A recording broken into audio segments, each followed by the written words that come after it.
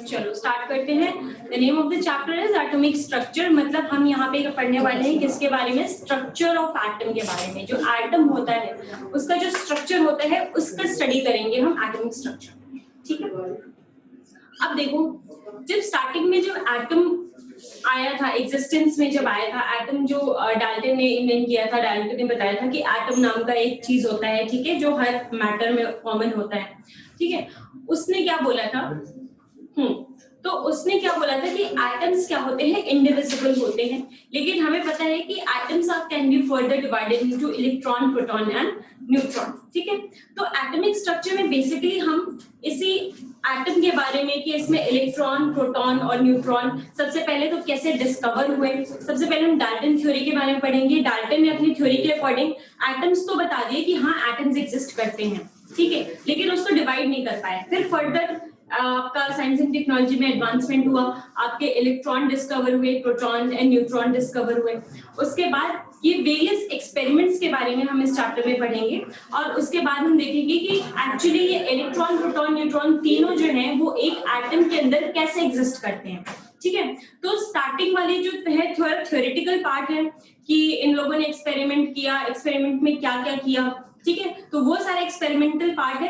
तो आज मैं फर्स्ट क्लास में आपको मैं सारी चीज एक्सप्लेन करूंगी।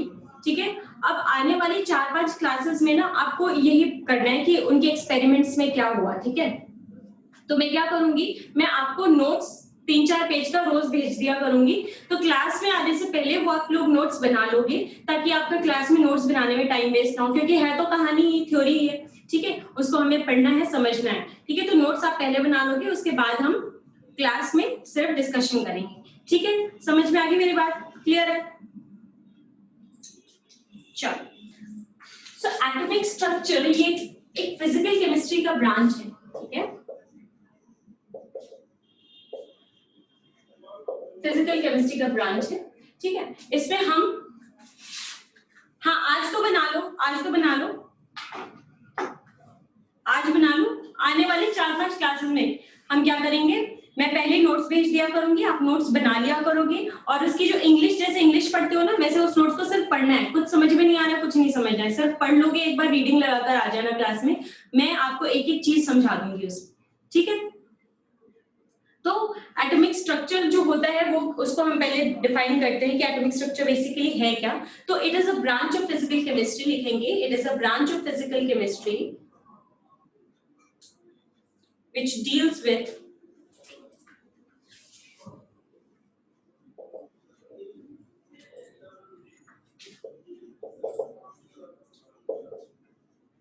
study of structure of atom. ठीक है, atomic structure is a branch of physical chemistry which deals with the study of structure of atom. ठीक है, अब देखो, अब जब स्ट्रक्चर ऑफ एटम की हम बात कर रहे हैं तो सबसे पहले तो एटम डिस्कवर हुआ होगा, है ना, उसके बाद उसका स्ट्रक्चर डिस्कवर करेंगे। तो जो एटम था उसको किसने डिस्कवर किया था? 9th क्लास में आप सब लोग ने पढ़ा है कि एटम को किसने डिस्कवर किया था? डाल्टन ने। ठीक है, तो डाल्टन ने जब एटम को डिस्कवर किया तो सिर्फ डिस्कवर नहीं किया, उसके बेसिस पे कुछ अपनी थ्योरी दी। ठीक है, उसमें से कुछ पॉइंट्स तो सही थे, ठीक है, लेकिन कुछ पॉइंट्स गलत थे। तो हम पहले उसकी थ्योरी को पढ़ने चाहते हैं कि डाल्टन ने क्या थ्योरी दी थी और वो फेल क्यों हो गया। ठीक है, तो next is your Dalton atomic theory. ठीक है, डाल्टन्स, मैं साइड में लिख देती हूँ, डाल्टन्स एटॉमिक थ्योरी, जिसको हम DAT से भी रिप्रेजेंट करते हैं, DAT। तो बेसिकली डाल्टन एटॉमिक थ्योरी क्या है? वही सारी चीजें हैं जो हमने 9th क्लास में पढ़ी थी। सबसे पहला इसमें पॉइंट बताया था कि there were some concept related to atom, जिसको डाल्टन ने हमें क्या किया था, बताया था। तो लिखेंगे यहाँ पे कि Dalton concept was related with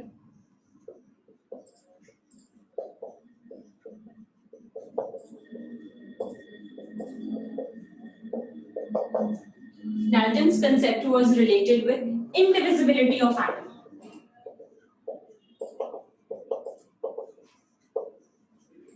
Indivisibility of atom, and उसके कुछ postulates थे, थ्योरी थी, जिसके मेन पॉइंट्स थे,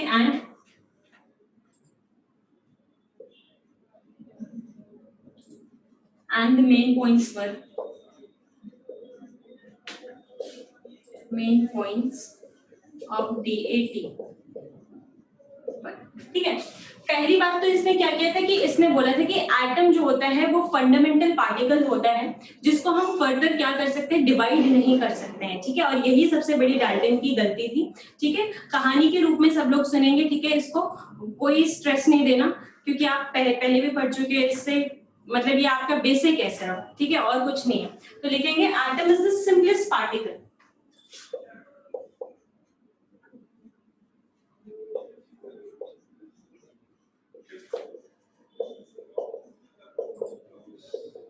किसी भी मैटर का, ठीक है, सॉलिड लिक्विड गैस, उसका सिंपलेस्ट पार्टिकल क्या होता है आपका atom. Simplest particle of any element, ठीक है, it is the simplest particle of any element which cannot be further subdivided।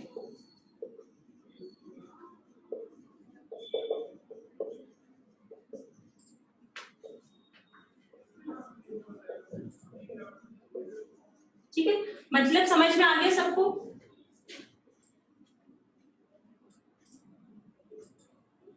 Atom simplest particle होता है जिसको हम फर्दर क्या कर सकते हैं, सब डिवाइड नहीं कर सकते हैं। ठीक है,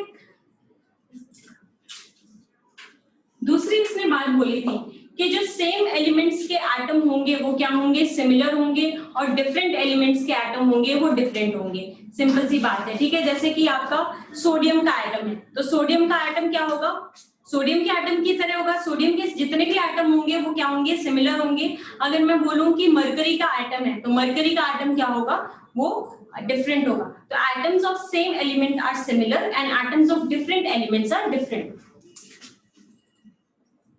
तो लिख लेंगे यहाँ पे atoms of same elements are similar and atoms of different elements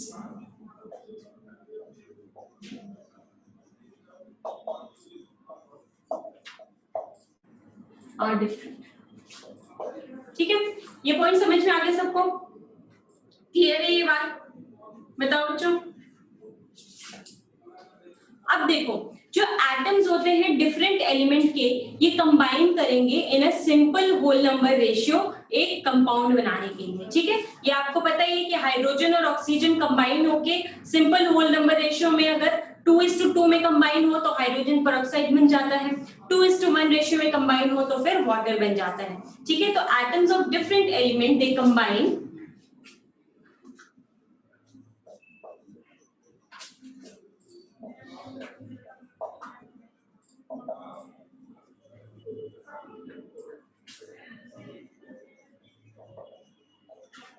in simple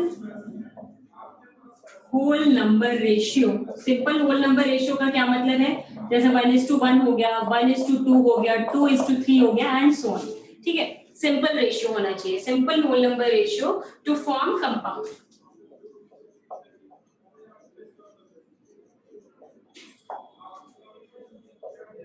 अब देखो, मैं दूसरे पॉइंट पे एक बार डिस्कशन करना चाहती हूँ। दूसरा पॉइंट क्या सही है, पहला पॉइंट तो सही नहीं है कि एटम्स को हम डिवाइड कर सकते हैं। क्या दूसरा पॉइंट सही है, क्यों?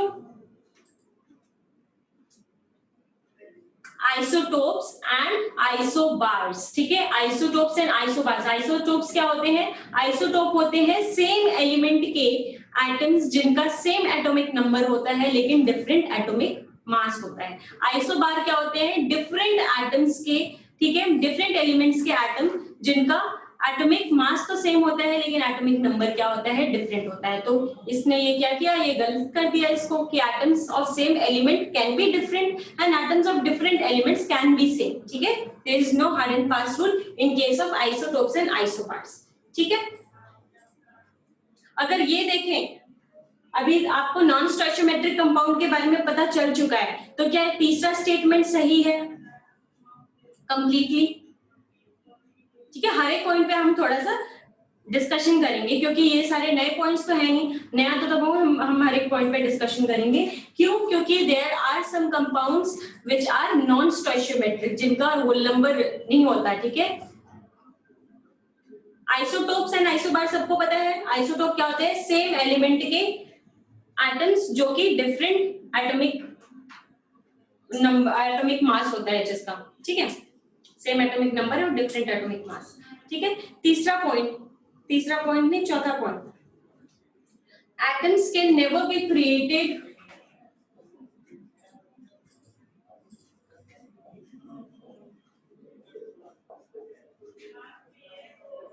Nor be destroyed. क्या ये स्टेटमेंट सही है?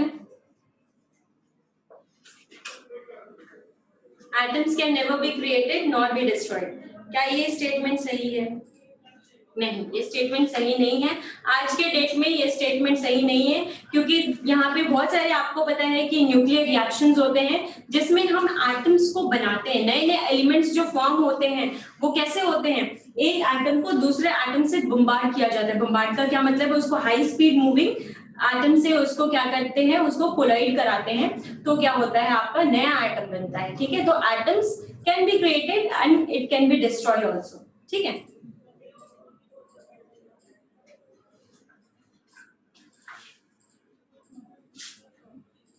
नोट्स बनाओ तनिष, स्क्रीनशॉट मत लो, स्क्रीनशॉट लेने से आपकी पढ़ाई नहीं हो पाएगी।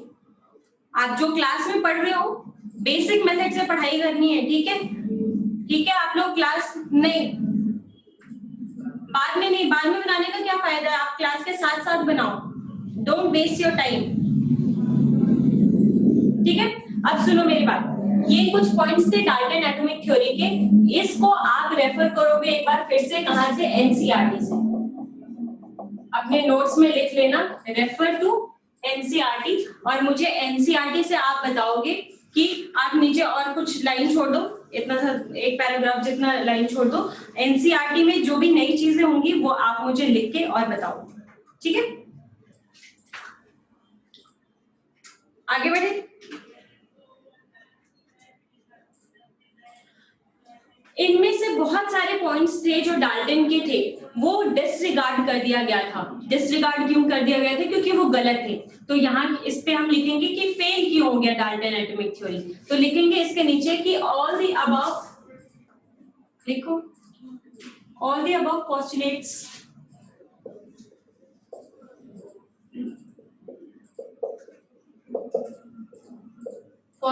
थ्योरी को पोस्टुलेट्स भी बोलते हैं, ठीक है। All the above postulates of Dalton were disregarded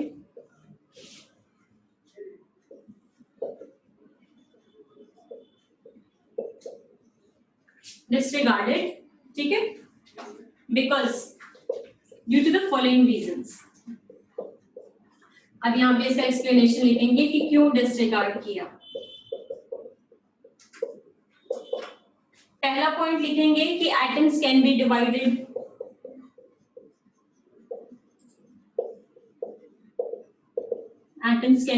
into electron, proton and neutron, ठीक है।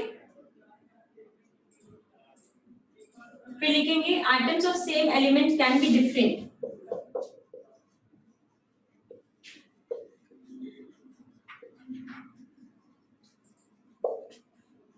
elements can be different in case of isotopes।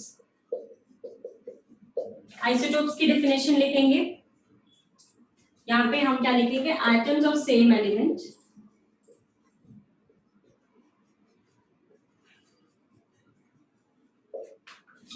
having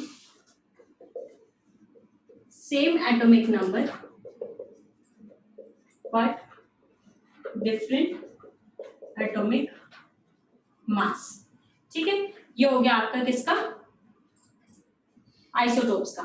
example क्या हो जाएगा? एटम ज्यादा स्टेबल है बेटा, डिपेंड करता है कि वो रिएक्टिव कितना है, ठीक है। Stability depends on the reactivity, ठीक है। H1, H2, H3, ठीक है। हाइड्रोजन के 3 आइसोटोप्स होते हैं, कार्बन के 2 आइसोटोप्स होते हैं, ऑक्सीजन के 6 O16 O17 O18, ये 3 होता है। कार्बन का C12 एंड C14 2 होता है। हाइड्रोजन का 1। Fe2 और Fe3 कौन बोल रहा है?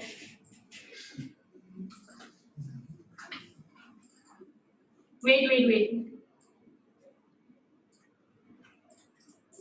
मैं ऑक्सीडेशन स्टेट से बाहर आ जाओ बच्चों। एक सेकेंड में लिख रही हूँ, ऊपर लिखती हूँ।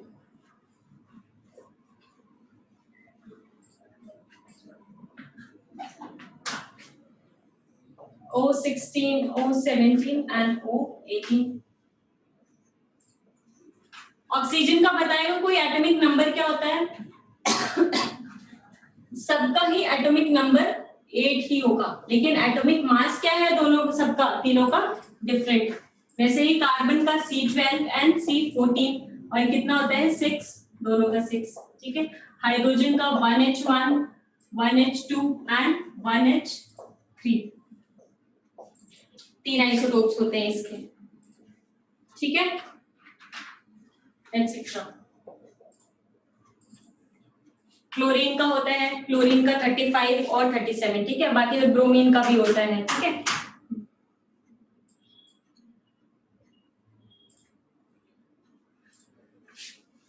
ये बात समझ में आ गई। अब हम आते हैं किस पे? आइसोबार्स पे।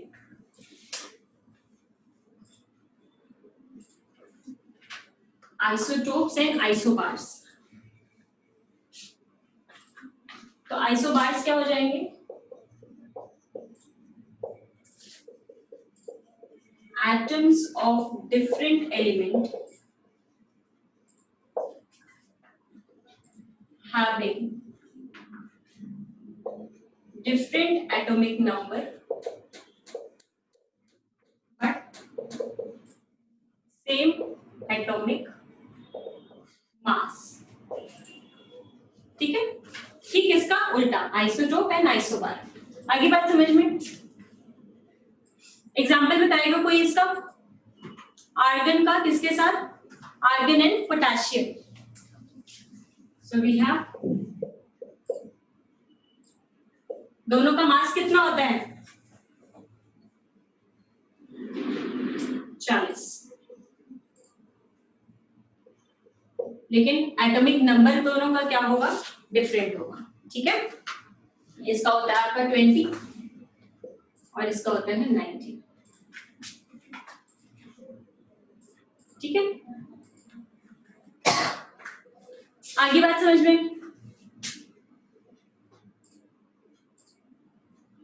हाँ, कार्बन का जो 14th आइसोटोप है और नाइट्रोजन, वो भी हो जाएगा आपका इसमें, ठीक है। तो उसने क्या किया था? आइसोटोप और हाँ 18 होता है, सॉरी। कैल्शियम का किसके साथ? हाँ, कैल्शियम भी हो जाएगा, कैल्शियम भी हो जाएगा इसमें। ये तीनों ही क्या हो जाएंगे आपके?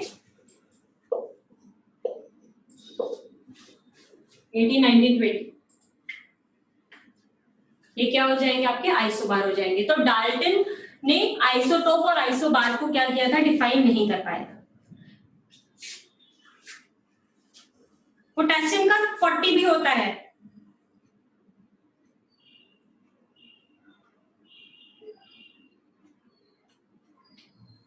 कि यही है कि एटम्स जो होते हैं वो फंडामेंटल पार्टिकल होते हैं। डाल्टन ने सिर्फ एक बात सही बोली थी कि atoms are the fundamental particle of matter, और आज भी ये बात सही है कि एटम्स फंडामेंटल पार्टिकल होते हैं, ठीक है। अब इसने क्या बोला था? जो नेक्स्ट पॉइंट था, नॉन स्टोइचियोमेट्रिक कंपाउंड्स के बारे में नहीं हमें बताया था। नेक्स्ट पॉइंट में आते हैं।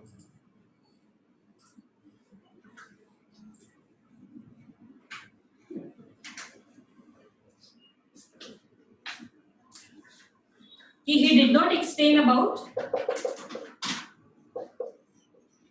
non-stoichiometric compounds.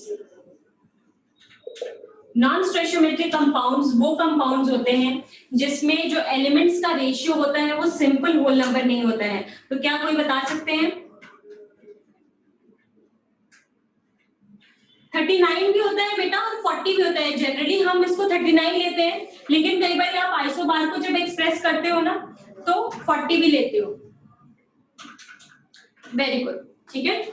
नॉन स्टोइचियोमेट्रिक कंपाउंड जैसे कि Fe.93O एग्जिस्ट करता है, ठीक है। और आपका होता है निकल का 0.98O एग्जिस्ट करता है, ठीक है। और हमने टिन का भी देखा था, Fe का 0.95O भी होता है, टिन का भी होता है। तो ये उसने एक्सप्लेन नहीं किया था। नेक्स्ट बात मैंने क्या बोली थी कि इसने और चीज क्या नहीं बोली थी कि रेडियो एक्टिविटी से, ठीक है, हम क्या कर सकते हैं, नए आर्टिफिशियल एलिमेंट्स बना सकते हैं, ठीक है। SN, हाँ SN 0.4408, SN 4.4408 ये भी होता है, ठीक है। देखो atoms can be created. Next,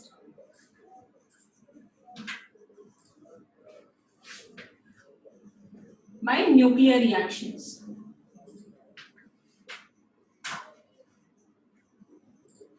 तो रेडियो एक्टिविटी जब आप पढ़ोगे, नीचे दिख नहीं रहा है लेकिन फिर भी आप लिख लेना, atoms can be created by nuclear reactions, ठीक है। तो इन सारे पॉइंट्स की वजह से डाल्टन की जो थ्योरी थी वो क्या होगी, फेल होगी, ठीक।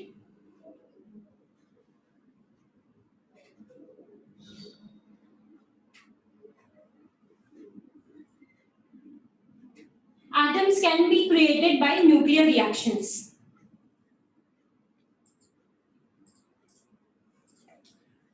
डाल्टन एटॉमिक थ्योरी समझ में आ गया और वो फेल क्यों हुआ ये समझ में आ गया सबको। अब हम आएंगे कि एटम तो डिस्कवर हो गया, अब जो नेक्स्ट डिस्कवरी हुई थी वो हुई थी इलेक्ट्रॉन की, ठीक है। तो डिस्कवरी हुई थी, अब फंडामेंटल पार्टिकल्स की डिस्कवरी होनी शुरू हो गई थी, जैसे कि इलेक्ट्रॉन, प्रोटॉन एंड न्यूट्रॉन, ठीक है। तो अभी आपको डाल्टन एटॉमिक थ्योरी पढ़ी आपने, ठीक है। अभी इलेक्ट्रॉन की डिस्कवरी पढ़ोगे, फिर प्रोटॉन, न्यूट्रॉन, फिर न्यूक्लियस की डिस्कवरी पढ़ोगे। तो ये जब तक ये पांचों चीजें डिस्कवर होंगी तब तक आपका जो चैप्टर है ना वो थ्योरेटिकल ही चलेगा, जो कि आपने 9th क्लास में बहुत कुछ पढ़ा भी होगा, वही सारा चलेगा, ठीक है। उसके बाद मेजर चीज स्टार्ट होगी, ठीक है। तो इसीलिए हम चाहते हैं कि जल्दी से जल्दी 1-2 लेक्चर में ये सारा कहानी जो है वो खत्म कर दे। ऐसा नहीं कि इम्पोर्टेंट नहीं है, इम्पोर्टेंट है, क्योंकि यही तो बेसिक बता रहा है आपको, बेसिस जो है चैप्टर का वो यही बता रहा है। तो इम्पोर्टेंट तो है, लेकिन हम क्या करेंगे, इसको जल्दी जल्दी कवर कर लेंगे, क्योंकि इसमें सिंपल देखो पॉइंट ही है, कुछ हमें समझने वाली बात नहीं है, ठीक है, कोई ज्यादा समझने वाली बात नहीं। यहाँ तक क्लियर है सबको? सारे बच्चे एक बार अपना नाम और रोल नंबर एंटर करेंगे। एंटर विद योर, हाँ कोई फॉल्स नेम से तो नहीं आया, सारे बच्चे अपने ही नाम से आए हैं? आप लोगों को रोल नंबर और नेम मिल गया? नहीं, बताना नहीं है, आपने जो एंट्री की हुई है ना वो सबने अपने नाम से एंट्री की हुई है ना।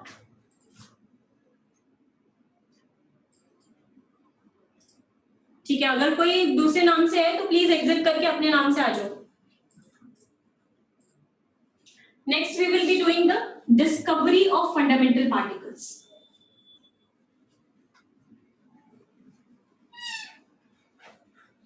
तो ये तो आपका एकदम जनरल नॉलेज है। बताओ इलेक्ट्रॉन की डिस्कवरी किसने की थी? Who discovered electron?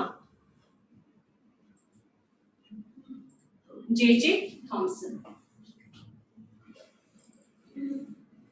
ठीक, सबको पता है। अब हम कहा रहे हैं डिस्कवरी ऑफ फंडामेंटल पार्टिकल्स।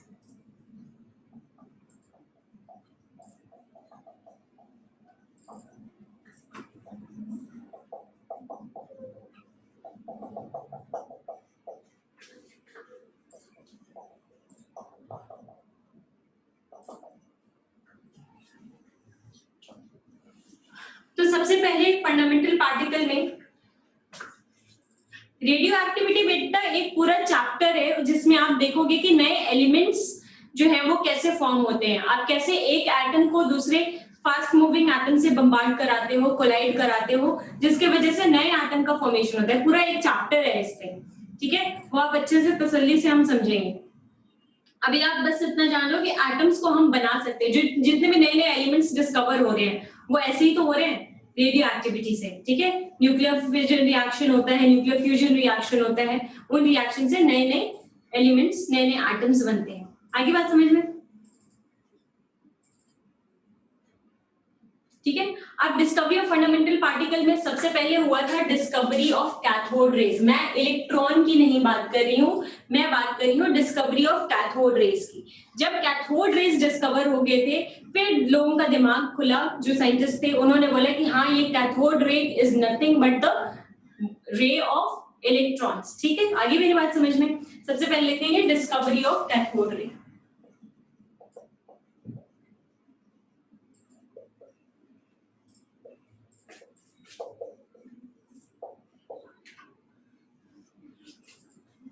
ठीक है। और मैं एक और बात बोलना चाहती हूँ कि अगर इस चैप्टर में आपको अच्छे से समझना है तो आपको तो हर चैप्टर अच्छे से समझना होता है, क्योंकि हर चैप्टर ही इंपॉर्टेंट है। हर चैप्टर में से एवरेज अगर आप लो तो कोई भी ऐसा चैप्टर नहीं है जैसे मैं बोलूँ कि इससे तो क्वेश्चन ही नहीं आते, ठीक है। हर चैप्टर इंपॉर्टेंट है, हर चैप्टर का वेटेज होता है आपके एग्जाम में, इसलिए आपने एनसीईआरटी साथ साथ में पढ़नी है, ठीक है। मेरा क्लास लगाने के बाद, मेरी जो भी क्लास लगा रही हूँ वो लगाने के बाद आपको सिर्फ मुश्किल से हाफ एन आवर लगेगा, जितना भी आज का लेक्चर हुआ है उसको एक बार एनसीईआरटी से रीड करके जो भी आपको चीजें कॉमन लग रही हैं या जो भी चीजें नई लग रही हैं उसको अंडरलाइन करना, ठीक है।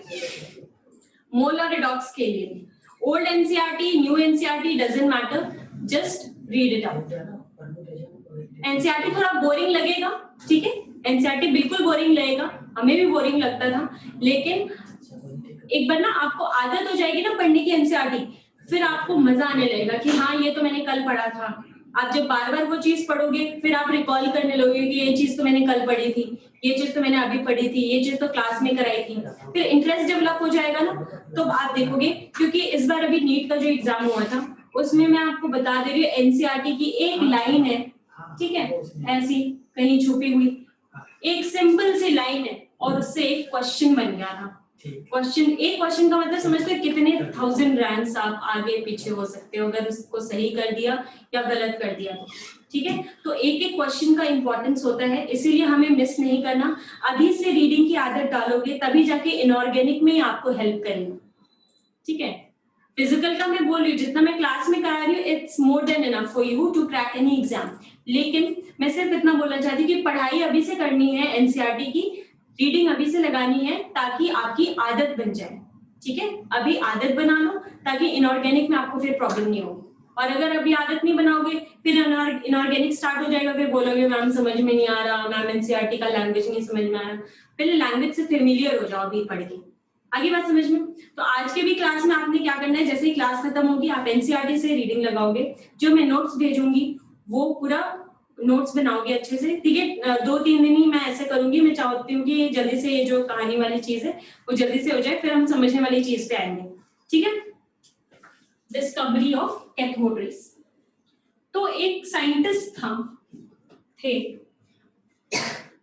जिनका नाम है, डिस्कवरी ऑफ कैथोड रेज को हम डिस्चार्ज ट्यूब एक्सपेरिमेंट भी बोलते हैं, डिस्चार्ज ट्यूब एक्सपेरिमेंट, ठीक है। इसको डिस्चार्ज ट्यूब एक्सपेरिमेंट इसलिए बोलते हैं क्योंकि ये एक्सपेरिमेंट बेस्ड है किस पे, डिस्चार्ज ट्यूब पे, ठीक है। जूलियस प्लकर, जूलियस सीजर वाला जूलियस पता है ना सबको, तो जूलियस प्लकर एक साइंटिस्ट थे जिन्होंने डिस्चार्ज ट्यूब जैसे एक यंत्र का आविष्कार किया, ठीक है। डिस्चार्ज ट्यूब बनाया उन्होंने, जूलियस प्लकर ने। अब ये डिस्चार्ज ट्यूब क्या है, कुछ नहीं है। डिस्चार्ज ट्यूब सिंपल ग्लास का एक ट्यूब है ऐसा, ठीक है।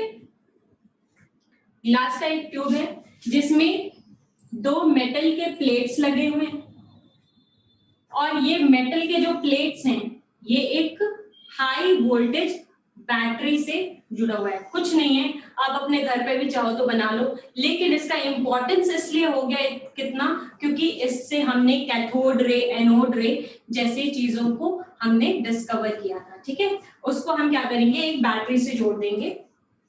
तो फिजिक्स तो पढ़ ही रहे होगे, तो पता चल गया होगा कि ये कौन सी बैटरी, पॉजिटिव टर्मिनल कौन सा है इसमें, जो बड़े वाला डंडा होता है वो होता है आपका पॉजिटिव टर्मिनल, छोटे वाला डंडा इज योर नेगेटिव टर्मिनल, ठीक है।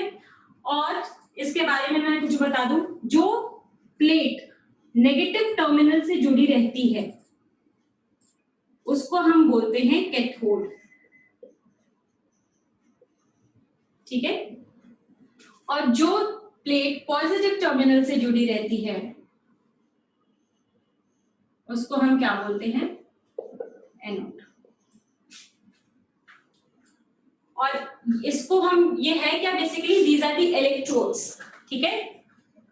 इलेक्ट्रोड मतलब होता है कि जो भी ऐसा मेटल, जो हर मेटल क्या करते हैं, कोई भी ऐसी चीज जो इलेक्ट्रॉन का फ्लो करे, जिसके अंदर करंट फ्लो करता हो, उसको हम इलेक्ट्रोड बोलते हैं, ठीक है। So these are the electrodes and electrodes are of two types, cathode and anode. The one which is connected to the negative terminal is known as cathode and the one which is connected with the positive terminal is known as anode, ठीक है।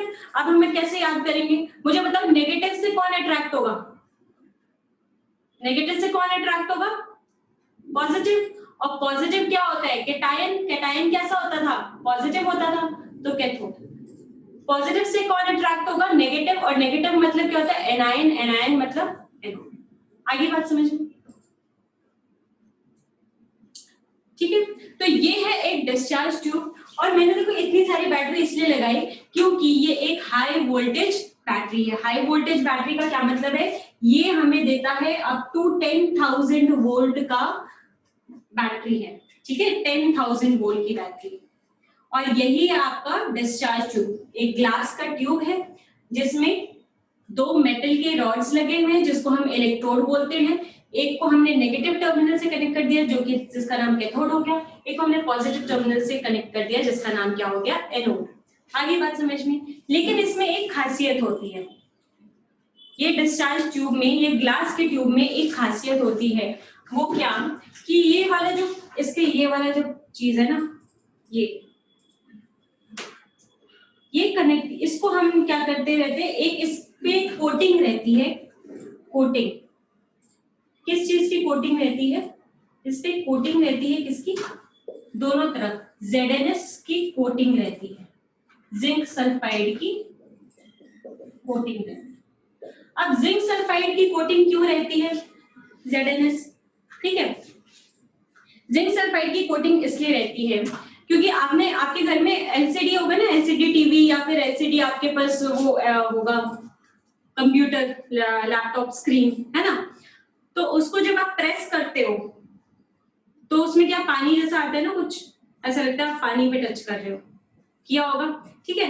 तो वैसे ही ये क्या होता है, zinc sulphide की coating रहती है। अब इस पे कोई भी चीज अगर स्ट्राइक करेगी ना तो ये क्या करेगा, फ्लोरेसेंस प्रोड्यूस करेगा, ठीक है।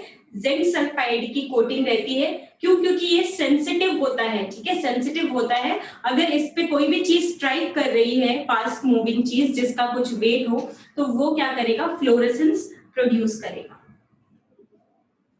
एनोड बेटा नेगेटिव तब होगा जब, नेगेटिव होगा वो इलेक्ट्रोकेमिकल सेल में होगा नेगेटिव, वो मैं बता दूंगी वो कब होगा। जो नॉर्मल बैटरी की हम बात कर रहे हैं ना, उसमें ये क्या होगा, कैथोड एनोड ही रहता है, डोंट गेट कंफ्यूज्ड। नेगेटिव से कनेक्टेड तो कैथोड, पॉजिटिव से कनेक्टेड तो एनोड, ठीक है, समझ में आ गया। दोनों तरफ जिंक सल्फाइड की कोटिंग रहती है ताकि अगर कोई भी फास्ट मूविंग चीज उस पे स्ट्राइक करे तो वो क्या करे, फ्लोरेसेंस प्रोड्यूस करे, और हमें पता चल जाए कि हाँ यहाँ पे कोई चीज, कोई रे कुछ आ रहा है जिससे वो स्ट्राइक करने की वजह से उसपे फ्लोरेसेंस प्रोड्यूस हो रहा है। ये है आपका डिस्चार्ज ट्यूब, ठीक है। अब इस डिस्चार्ज ट्यूब में एक और चीज होती है, क्या, एक बैक, यहाँ पे एक पंप लगा रहता है,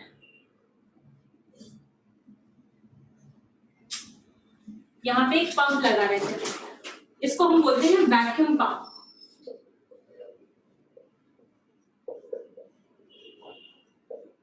वैक्यूम पंप, ये वैक्यूम पंप इसलिए लगा रहता है क्योंकि हमें ये ग्लास ट्यूब के अंदर कुछ नहीं चाहिए, हमें एयर नहीं चाहिए, हमें कुछ भी नहीं चाहिए, हमें सिर्फ क्या चाहिए, वैक्यूम चाहिए, ठीक है।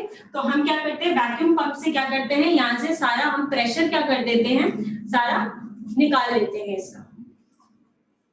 No one is unmuted. I have muted everyone. वो यहीं से आवाज आ रही होगी आपको बैकग्राउंड की कुछ। तो वैक्यूम पंप का क्या काम होता है? It creates vacuum inside the tube. तो डिस्चार्ज ट्यूब का किसने आविष्कार किया था? जूलियस प्लकर ने। और ये एक ग्लास का ट्यूब होता है जिसमें कैथोड और एनोड बैटरी से कनेक्टेड रहते हैं, हाई वोल्टेज बैटरी से। और यहाँ पे क्या रहता है? एक वैक्यूम पंप जुड़ा रहता है जिससे कि हम क्या करते हैं? वैक्यूम क्रिएट करते हैं by creating a very low pressure inside the tube. ठीक है, आगे बात समझ में? इतना क्लियर है सबको? चलो, अब ये जूलियस प्लकर जो थे ये क्या कर रहे थे? कंडक्टिविटी ऑफ गैस, कि गैसेस कैसे कंडक्ट करते हैं। वैक्यूम पंप से हमारा क्या होगा? VACWM pump. वैक्यूम पंप से क्या होगा? प्रेशर को हम कम कर सकते हैं, ट्यूब के अंदर का जो प्रेशर है उसको कम करने का काम करता है। ठीक है, तो लिखते हैं मेरे को, जो जूलियस प्लकर साइंटिस्ट थे वो क्या कर रहे थे? He was studying about conductivity of gas. ठीक है, गैसेस की कंडक्टिविटी के बारे में स्टडी कर रहे थे। और फिर क्या हुआ? उन्होंने एक चीज नोटिस की और उन्होंने हमें ये पहले बोला कि वैसे तो गैसेस क्या होते हैं? Bad conductor of electricity and bad conductor of heat होते हैं। ठीक है, देखो आपके यहाँ पे भी गैसेस होंगे, तो ऐसा तो है नहीं कि अगर तार रखा हो जिसमें इलेक्ट्रिसिटी हो तो आपको करंट लग जाए। ठीक है, करंट लगता है तो इसका क्या मतलब है? Gases are good conductor of electricity, लेकिन ऐसा तो नहीं होता है। ठीक है, gases are normally what? Bad conductor of electricity. और जूलियस प्लकर भी यही बता रहे थे कि gases are bad conductor of electricity.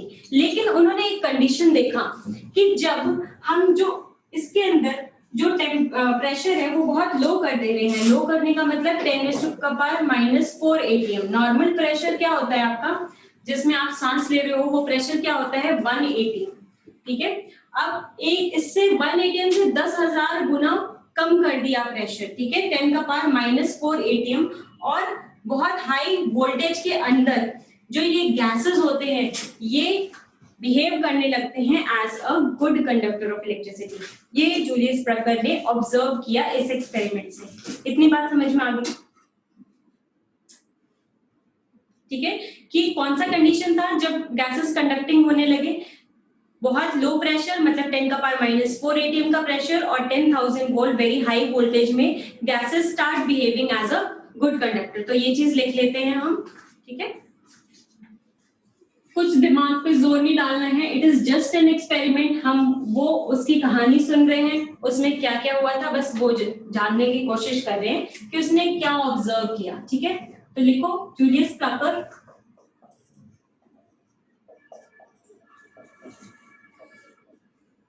was studying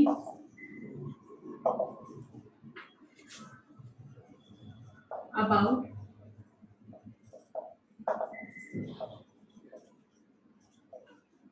conductivity of gases. ठीक है, Julius Becker was studying about conductivity of gases and he found that class अभी हम 10 मिनट तक और है। ठीक है, जो बाकी बच रहा होगा मैं उसका पीडीएफ भेज दूंगी आज। ठीक है, Julius Plucker was studying about conductivity of gases और नॉर्मली उसने क्या देखा कि and he found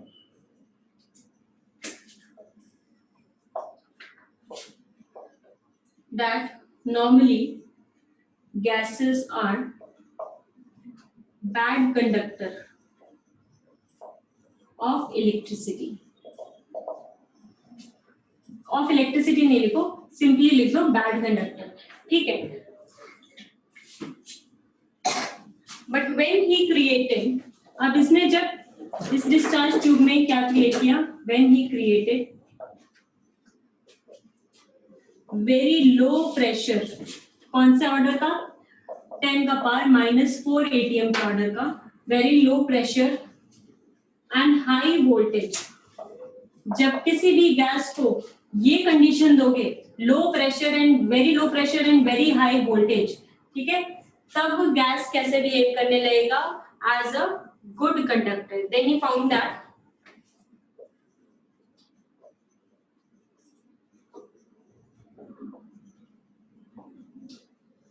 gases ठीक है, स्टार्टेड कंडक्टिंग इलेक्ट्रिसिटी।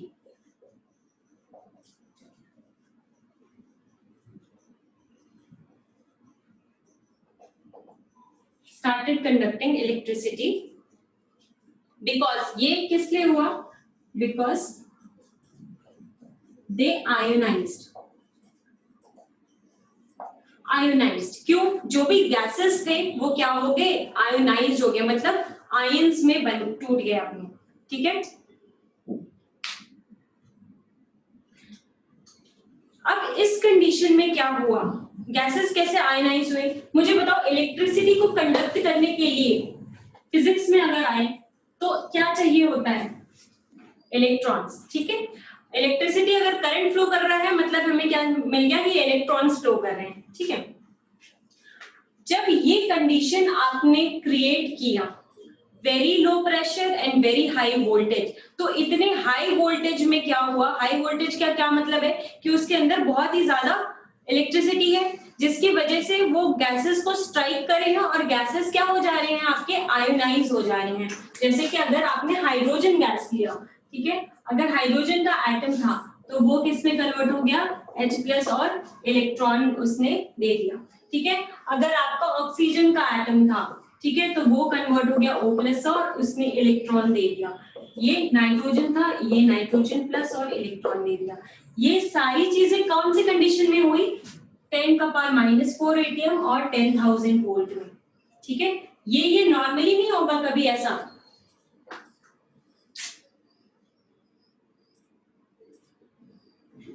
जिस प्रेशर में है उसमें ऐसा क्यों नहीं हो सकता? 1 एटीएम में तो देखो एटम्स के ऊपर कोई प्रेशर ही नहीं आ रहा। आप कोई हाइड्रोलिक प्रेशर वाला देखा है ना कि हाइड्रोलिक प्रेशर, कोई भी चीज ब्रेक कैसे होती है? जब आप उसको बहुत ज्यादा प्रेशर देते हो। ठीक है, प्रेशर वैक्यूम पंप से कम ज्यादा हो रहा है। ठीक है, अब देखो इस कंडीशन में इतने लो प्रेशर में और हाई वोल्टेज में गैसेस क्या हो गए? आयोनाइज हो गए। नॉर्मल कंडीशन में ऐसा नहीं होता, लेकिन अगर ये कंडीशन आपने दिया तो गैसेस क्या हो गए? आयोनाइज हो गए। मतलब सबने कौन सा दे दिया? क्या दिया सबने? सब में से कॉमन हमें चीज क्या मिली? इलेक्ट्रॉन मिला। ठीक है, और इलेक्ट्रॉन का ही मूवमेंट क्या होता है? आपका कंडक्शन होता है। ठीक है, conducting good conductor of electricity. इसीलिए इस कंडीशन में क्या हो रहे थे? गैसेस क्या हो रहे थे? आयोनाइज हो रहे थे, जिसकी वजह से वो इलेक्ट्रॉन इजेक्ट कर रहे थे, और इलेक्ट्रॉन इजेक्ट करने की वजह से they were behaving as a good conductor. इतनी बात क्लियर है?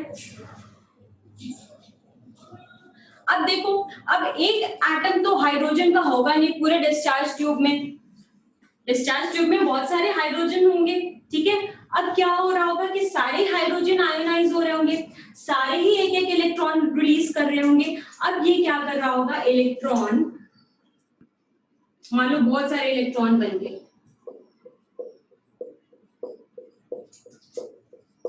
अब मुझे बताओ, ये इलेक्ट्रॉन भागेगा ना? किधर को भागेगा? ये नेगेटिव टर्मिनल है, ये पॉजिटिव टर्मिनल है।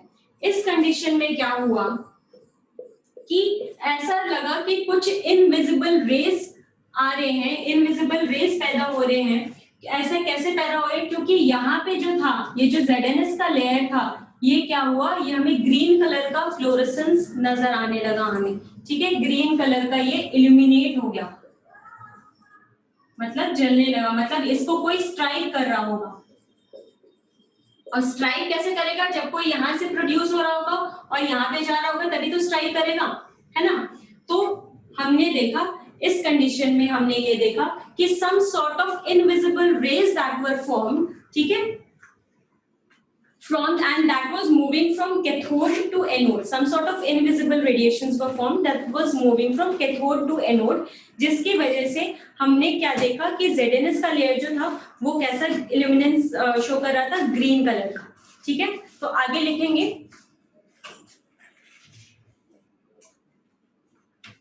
ये लिखे है ना सबने?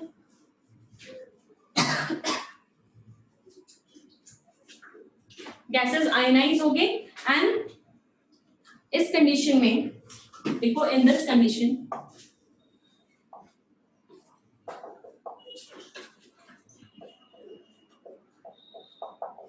some sort of invisible rays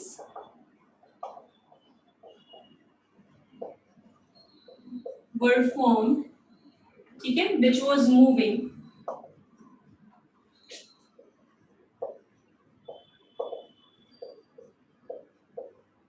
from cathode to anode, ठीक है, cathode to anode, due to which the ZNS layer at the anode side showed green illuminescence.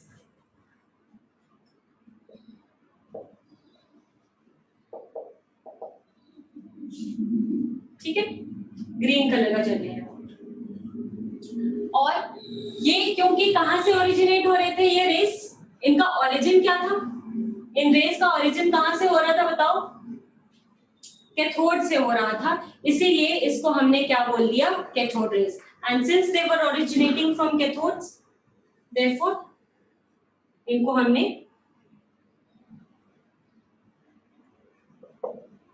since they seem to be originated from cathode, therefore named as cathode rays.